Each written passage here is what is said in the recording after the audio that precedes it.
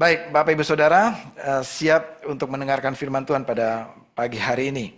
Ya, kita masih ada di seri The Cross, ya, The Cross, salib. Nah, pada pagi hari ini, minggu lalu kita sudah bahas satu tokoh yang bernama siapa? Bapak Ibu Saudara masih ingat? Hayo, Nikodemus. Ya, minggu lalu Nikodemus, ya Saudara ingat ya. Nah, saya ada janjikan mengupas yang bersama dengan Nikodemus yaitu Yusuf ya dari Arimatea. Tapi itu nanti minggu berikutnya. Kita pada pagi hari ini fokus dulu ke Yohanes pasal yang ke-6. Saya mengajak saudara langsung kita siapkan Alkitab kita, buka ke Yohanes pasal ke-6 ya. Kita akan membaca dulu firman Tuhan bersama-sama dari Yohanes 6 pasal 6 ayat ke-6 ayat ke 60 ya, kita langsung ke ayat, sorry ya, bentar. Ini di Yohanes 6 ya, ini dia ayat Yohanes 6 ayat 60 sampai 65. Untuk itu saya undang saudara bangkit berdiri, kita menghormati Tuhan, kita baca bersama-sama ayat ini. 1, 2, 3. Sesudah mendengar semuanya itu, banyak dari murid-murid Yesus yang berkata, perkataan ini keras, siapakah yang sanggup mendengarkannya? Yesus yang di dalam hatinya tahu bahwa murid-muridnya bersungut-sungut tentang hal itu, berkata kepada mereka, adakah perkataan itu menggoncangkan imanmu? Dan bagaimanakah jikalau kamu melihat anak manusia naik ke tempat di mana ia sebelumnya berada? Rohlah yang memberi hidup, daging sama sekali tidak berguna. Perkataan-perkataan yang kukatakan kepadamu ada roh dan hidup. Tetapi di antaramu ada yang tidak percaya. Sebab Yesus tahu dari semula siapa yang tidak percaya dan siapa yang akan menyerahkan dia. Lalu ia berkata, sebab itu telah kukatakan kepadamu, tidak ada seorang pun dapat datang kepadaku kalau Bapa tidak mengaruniakannya kepadanya. Mulai dari waktu itu banyak murid-muridnya mengundurkan diri dan tidak lagi mengikut dia. Mari kita berdoa. Segala kemuliaan bagi namamu, Tuhan kami Yesus Kristus. Kiranya Roh Kudus memberikan pencerahan kepada kami pagi ini. Biar pikiran kami juga tertuju kepada firman-Mu. Hati kami tertuju kepada Engkau. Dan firman-Mu ini mengubahkan kehidupan kami. Di dalam nama Tuhan Yesus Kristus. Amin. Baik, silakan duduk Bapak Ibu Saudara. Bapak Ibu Saudara, hari ini kita akan membahas The Crowd. Sebagaimana saya sampaikan dalam seri The Cross ini, kita akan melihat orang-orang yang berada di sekitar salib. Orang-orang yang berada di sekitar salib. Minggu lalu kita sudah bahas Nikodemus. Nah, hari ini kita mau melihat The Crowd. Orang-orang banyak yang ada di sekitar salib Kristus. Yang kita beri judul pagi ini The Crowd. Orang banyak. Apa yang terjadi? Apa yang dilakukan? Dan bagaimana tindakan The Crowd orang banyak ini? Yang pertama, orang banyak ini, ini saya masuk ke latar belakang ya. Latar belakang Yohanes 6. Yang pertama, kita akan melihat orang banyak ini berbondong-bondong mengikut Yesus. Mari kita lihat di ayat yang kedua. Ya, tadi kita loncat ke ayat 60, sekarang kita balik sedikit latar belakangnya. Tentang orang banyak ini yang di ayat kedua. Yaitu orang banyak berbondong-bondong mengikut Yesus. Bagus gak ini saudara? Bagus banget ya. Siapa pengikut Yesus di tempat ini? Kita semua pengikut Yesus. Ini juga orang banyak. Orang banyak berbondong-bondong. Rame ini. Yesus selama pelayanan di muka bumi ini banyak yang mengikut dia. Ya bagus sekali. Mereka mengikut Yesus dan ini banyak bukan sedikit. Lalu kemudian dikatakan alasannya kenapa mereka mengikut Yesus. Tadi belum selesai ya. Tapi ini alasannya diungkapkan. Yaitu karena mereka apa dikatakan? Melihat apa? Mujizat-mujizat penyembuhan. Yang diadakan siapa? Yesus. Kepada siapa? Orang-orang sakit. Melihat mujizat yang banyak itu. Melihat orang disembuhkan dari sakit. Orang-orang ini yang menyaksikan ini tertarik untuk mengikut Yesus. Sampai titik ini kita sudah tahu alasannya apa Bapak Ibu Saudara mereka mengikut Yesus? Melihat mujizat. Nah, saudara catat yang pertama. Orang banyak ini mengikut Yesus karena melihat mujizat. Yang berikutnya, progres berikutnya Bapak Ibu Saudara.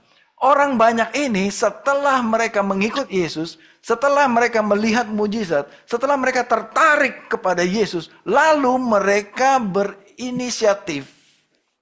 Orang banyak ini memaksa bahkan. Apa paksaan mereka?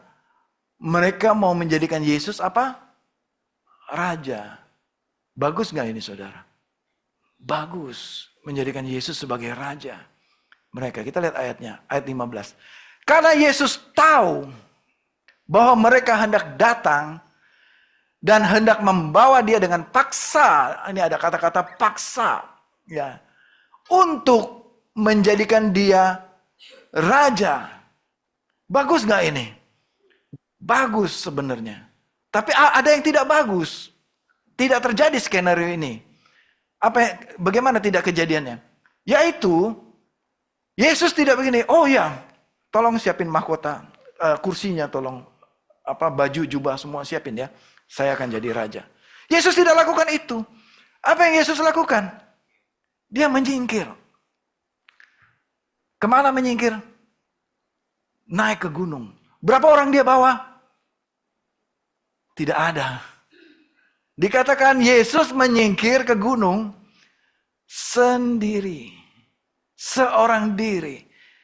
Coba kita berpikir lagi sekarang. Kenapa Yesus gak mau dijadikan raja?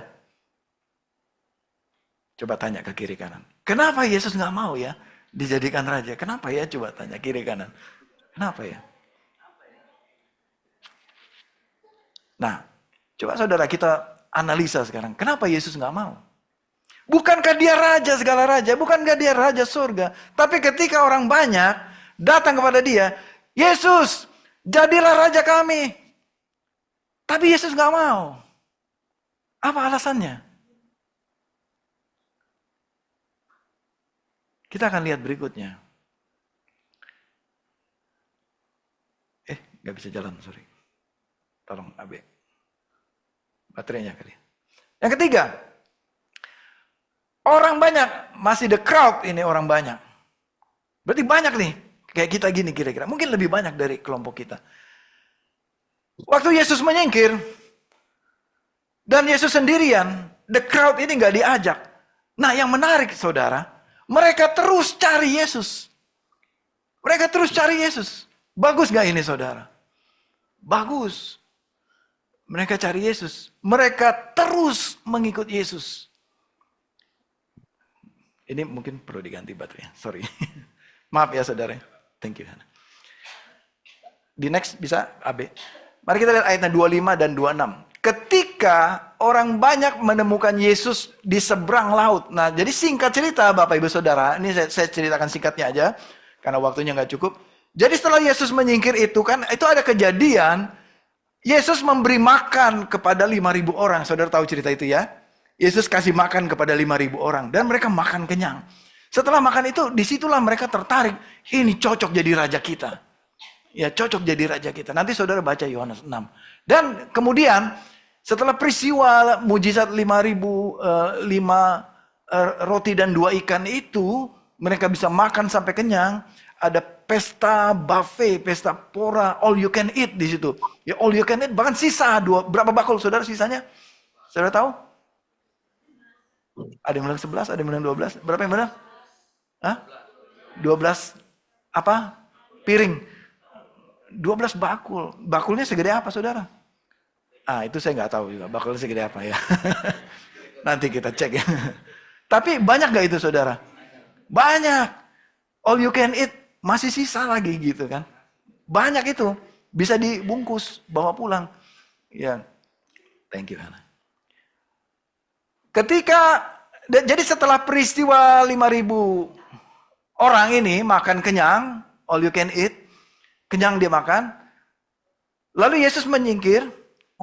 Lalu Yesus, saudara tahu Yesus menyeberang danau berjalan di atas air. Ya nanti saudara baca ceritanya. Dan sampai di seberang, rupanya saudara, sampai di seberang danau itu, orang banyak tadi terus mengikut Yesus, cari di mana Yesus ada. Dia terus mencari Yesus, dicari. Bukankah ini satu yang baik, saudara? Bagus ya.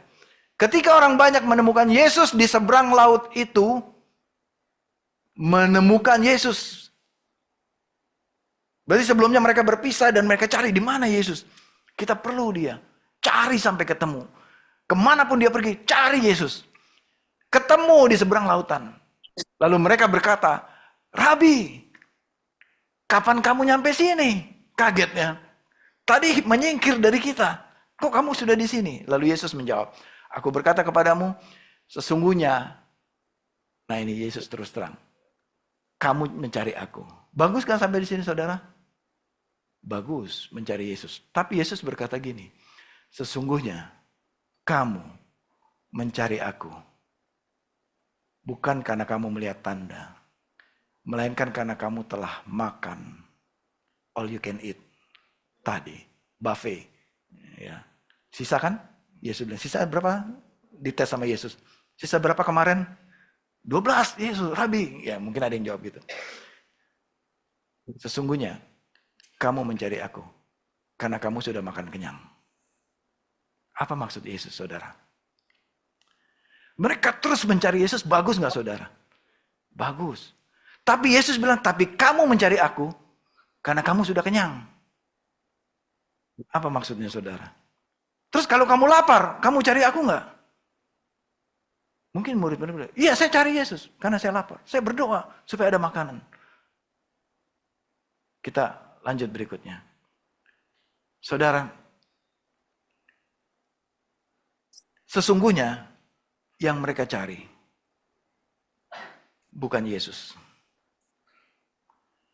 Sesungguhnya yang mereka cari bukan pribadi Yesus.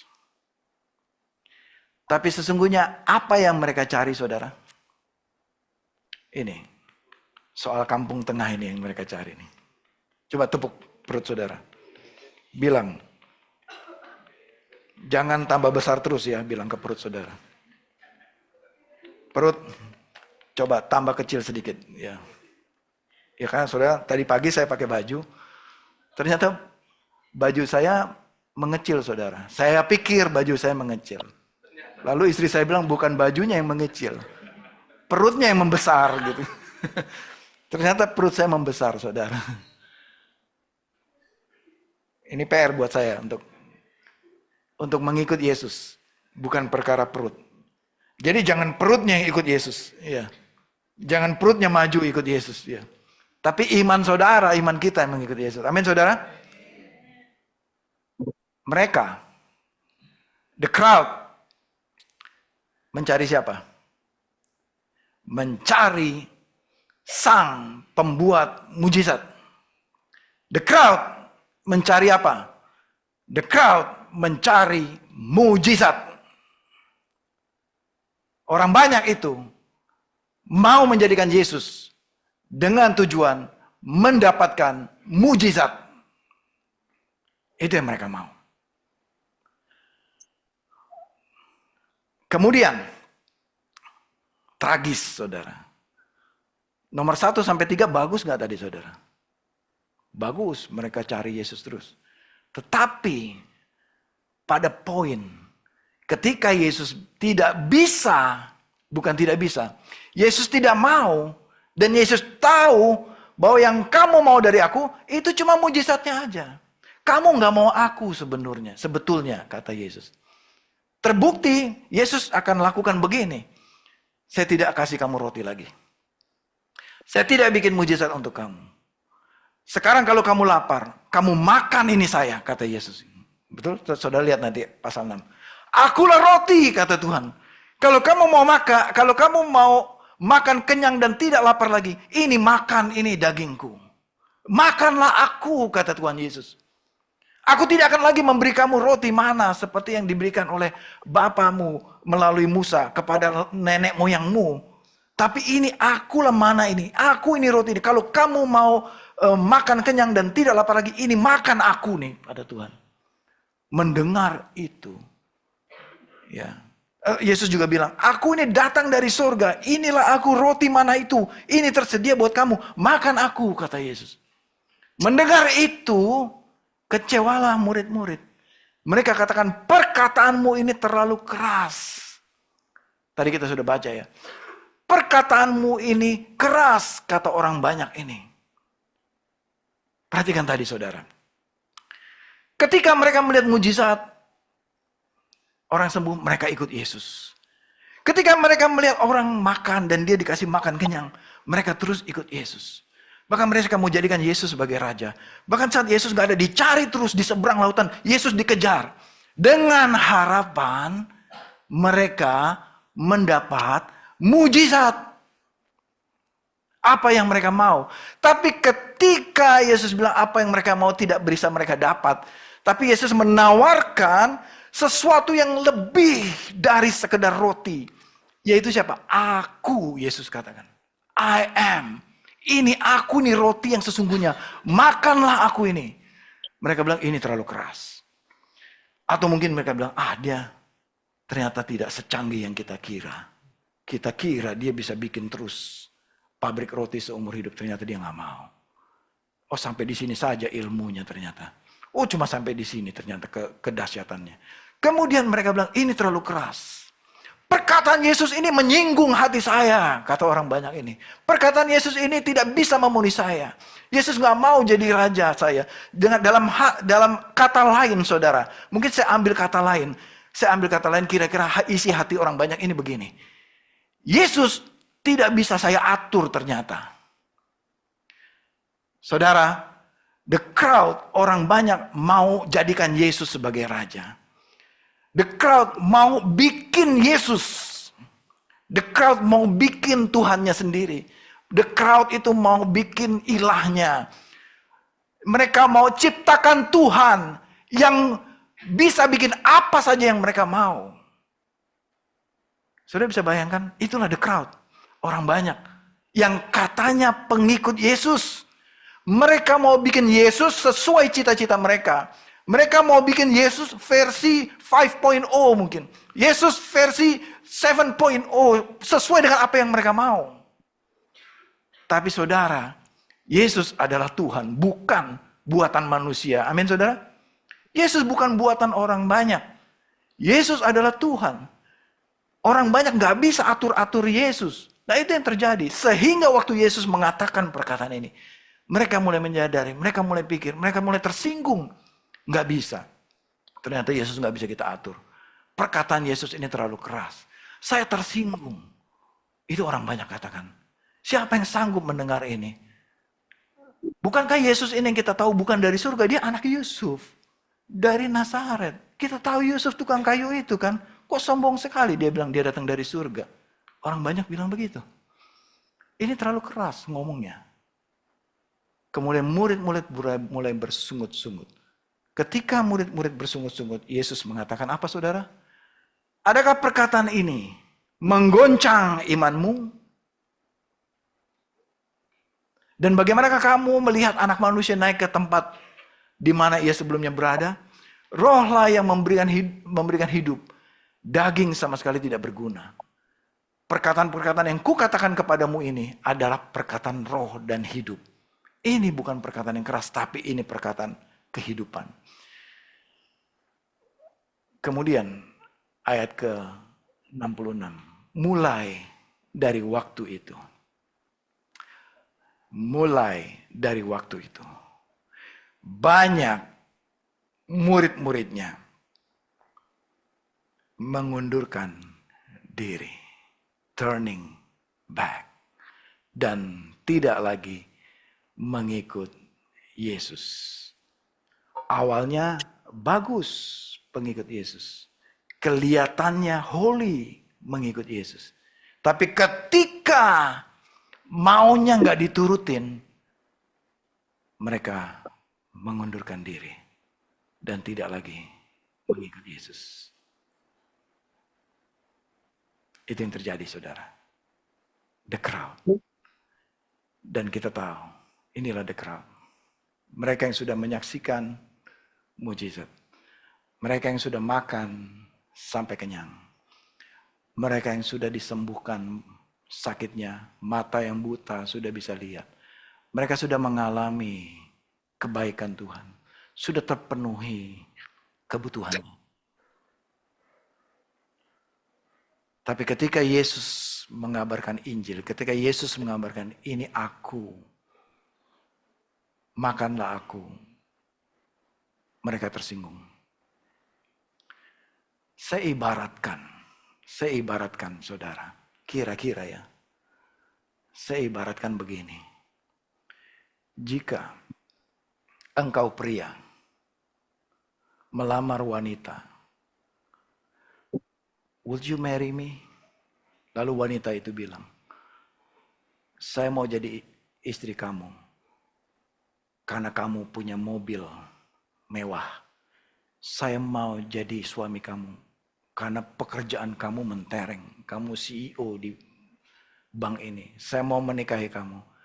Saya mau lihat tabungan kamu. Ada ratusan miliar saldonya.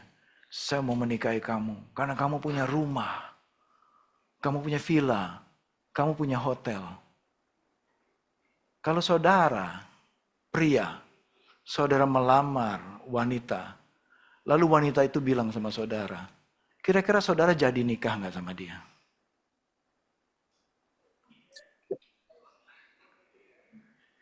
Jangan dijawab di sini. Ya, nanti bahaya berantem pulang di rumah kan.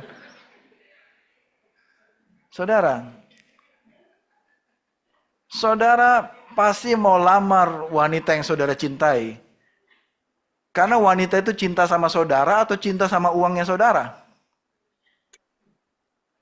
Hayo. Nah sekarang gantian yang wanita ini. Yang wanita ini. Saudara menerima pinangan pangeran saudara karena uangnya, karena jabatannya, karena posisinya, atau karena saudara sungguh-sungguh mencintai kamu apa adanya. Ayo wanita jawab nih. Susah ya jawabnya ya, susah pasti ini jawabnya. Tapi kan pasar dunia ini sekarang di mana-mana peluang gitu. Nanti jangan berantem ya di rumah ya. Ini saudara contoh aja ya, ini contoh. Nah sekarang saya kembalikan kepada Tuhan. Saya mau tanya saudara, jujur nih pada pagi hari ini. Jujur ya. Jujurly ya, jujurly. Honestly ya.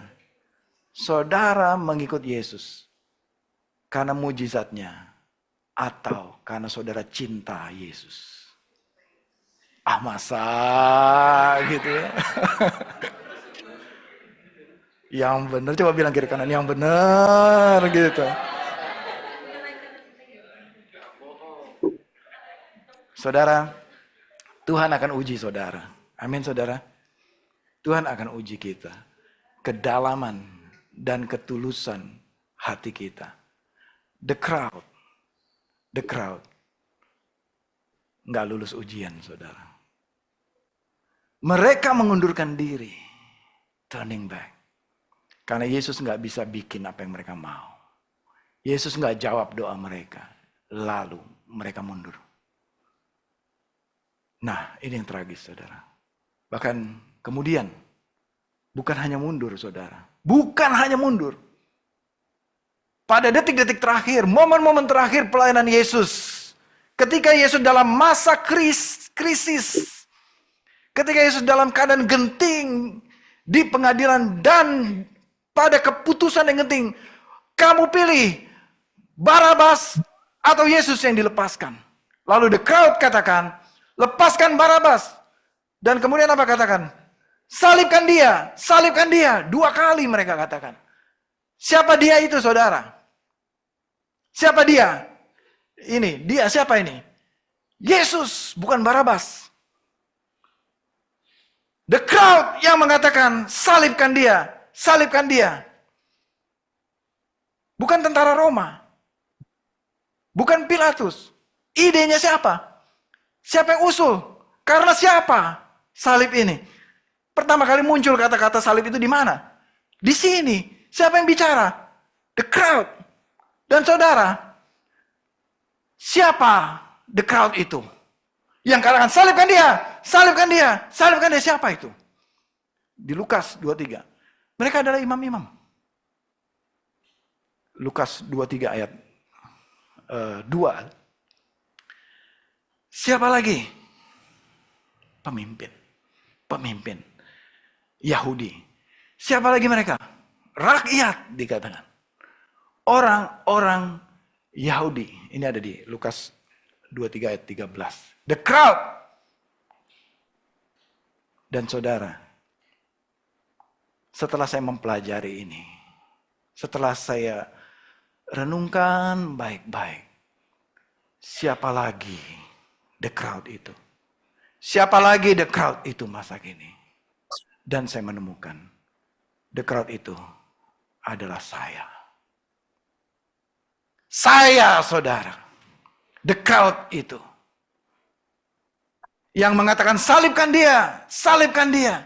Itu saya, saudara. Sayalah yang mengkhianati Yesus. Saya yang awalnya bilang pengikut Yesus, tapi ketika doa saya nggak dijawab, saya mengatakan salibkan dia, salibkan dia. Siapa dia the crowd itu, saudara? Itu adalah saya.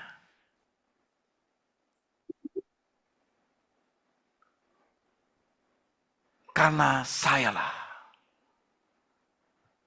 Yesus rela mengikuti tuntutan orang banyak, tuntutan the crowd, salibkan dia. Dan Yesus dengan rela, ya, saya akan disalib. Dan dia naik ke kayu salib. Apakah Yesus nggak bisa berdoa? Ini the crowd waktu ngomong salibkan dia. Lalu Yesus, Bapa, bakar mereka semua. Bisa nggak Yesus bilang begitu? Bisa, saudara. Bisa nggak Yesus gitu? Bisa, tapi Yesus diam. Yes, I'm going to the cross. Saya akan kesalib. Untuk kalian semua. Yang tadi menuntut salibkan dia, salibkan. Oke, iya, saya akan kesalib. Lalu di salib itu Yesus mengatakan apa, saudara? Waktu devotion hari pertama, Yesus mengatakan, Tuhan, ampunilah mereka semua. Karena mereka tidak tahu apa yang mereka perbuat. Ketika Yesus mengatakan, Tuhan, ampunilah mereka semua. Itu berarti termasuk the crowd yang tadi teriak-teriak, salibkan dia. Yesus mengampuni. Berarti juga Yesus mengampuni saya. Amin, saudara. Berarti Yesus mau mengampuni saudara. Sekalipun saudara dan saya berkhianat kepada Tuhan. Tidak sempurna di hadapan Tuhan. Yes, tetap Yesus mau mengampuni kita semua. Amin, saudara. Yesus mau mengampuni saudara. Yesus mau mengampuni saudara. Ketika Yesus tidak bisa diatur oleh the crowd, oleh saya berteriak salibkan dia. Dan itulah saudara dan saya. Seringkali kita komplain sama Tuhan. Seringkali kita protes sama Tuhan. Seringkali kita merendahkan arti salib itu. Seringkali kita mempermainkan Tuhan. Amin, saudara. Saudara, perhatikan ini. Yesus itu bukan boneka mainan kita. Yesus bukan dewa mainan kita. Yang kita kasih persembahan. Pokoknya setelah aku kasih kamu sesaji apa. Lalu harus turutin apa maunya saya. Bukan begitu, saudara. Yesus nggak bisa kita atur. Amin, saudara. Yesus hadir untuk memberikan kepada kita sesuatu yang jauh lebih besar. Dan dia pasti tahu apa yang terbaik buat kita. Amin, saudara. Jadi nggak usah kita atur-atur Tuhan Yesus. Pokoknya Tuhan, aku nggak mau by this month, dalam akhir bulan ini doaku harus terjawab. Tuhan, aku declare gitu. Apakah itu nggak mengancam Tuhan? Pokoknya tahun ini Tuhan harus ada Tuhan di dalam nama Yesus. Itu ngancam Tuhan, ngatur Tuhan atau apa? Ada yang begitu? Ada saudara, saya begitu. Iya, saya begitu. Saya bertobat setelah baca ini. Saya ngancam Tuhan dalam doa saya. Saudara, doalah seperti Maria. Tuhan, jadilah kepadamu seperti apa yang kau mau. Karena engkau adalah Tuhan. Engkau yang atur saya, bukan saya atur engkau. Betul saudara? Itu makna salib bagi kita. Terakhir, ada pria ganteng ini. Siapa namanya? Simon Petrus. Ini di film saudara, bukan beneran ya. Ini di film, dia lagi bawa jala, penjala ikan. Kemudian saat the crowd mundur dari dia. Kemudian siapa yang Yesus tanya? Kemudian Yesus bertanya kepada siapa? Yesus bertanya kepada murid-muridnya. Maka kata Yesus kepada ke-12 muridnya itu, apakah kamu juga, 12 muridnya, apakah kamu juga mau pergi juga? Yesus bilang begitu. Seperti the crowd itu. Kemudian Petrus menjawab, Tuhan, kepada siapakah kami akan pergi? Perkataanmu adalah perkataan hidup yang kekal. Nah saudara, perhatikan bedanya pengikut dengan murid. Pengikut mengatakan, yang pakai tanda kutip pengikut mengatakan, perkataanmu keras Yesus. Tapi murid mengatakan, perkataanmu adalah perkataan hidup yang kekal bagi saya. Itu Petrus katakan. Jadi kemana lagi kami harus pergi? Ya, di ayat 67 dan 69. Saudara, pertanyaan kepada saudara. Saya tutup dengan ini. Setelah Yesus mengampuni saudara, saudara masih tetap mau jadi the crowd? Atau saudara mau menjadi murid? Saudara tahu bedanya sekarang kan? Apa bedanya saudara? Menjadi pengikut. Sewaktu engkau tidak bisa atur Tuhan, engkau akan pergi meninggalkan Tuhan. Cari dewa lain. Dewa lain yang bisa diatur oleh kita. Tapi murid bersedia diatur oleh Tuhan. Itulah murid. Itulah Kristen yang sejati. Yang menyembah Yesus karena cintanya kepada Yesus.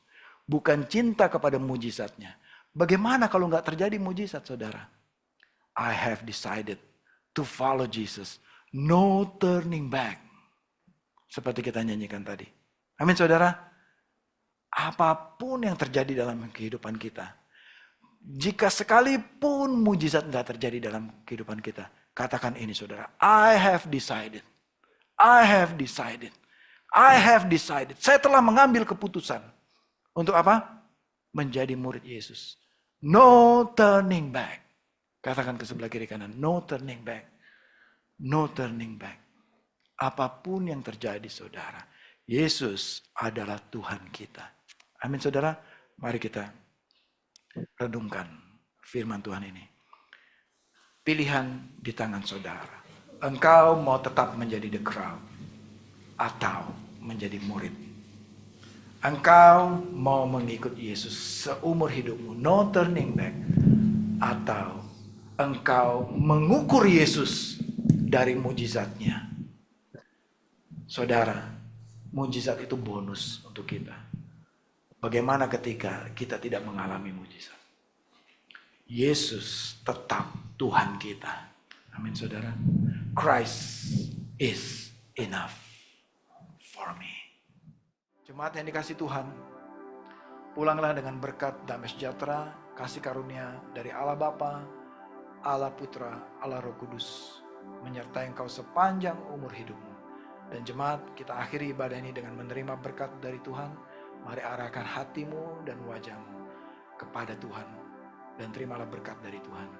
Tuhan memberkati engkau dan melindungi engkau. Tuhan menyinari engkau dengan wajahnya dan memberikan engkau kasih karunia. Dan Tuhan menghadapkan wajahnya kepadamu dan memberikan engkau damai sejahtera, sukacita, perlindungan, kebahagiaan, penyertaan Tuhan. Mulai hari ini sampai Kristus datang kedua kalinya. Dan semua jemaat yang percaya dengan iman menerima berkat ini, katakan bersama-sama, amin. Amin. Amin. Amin.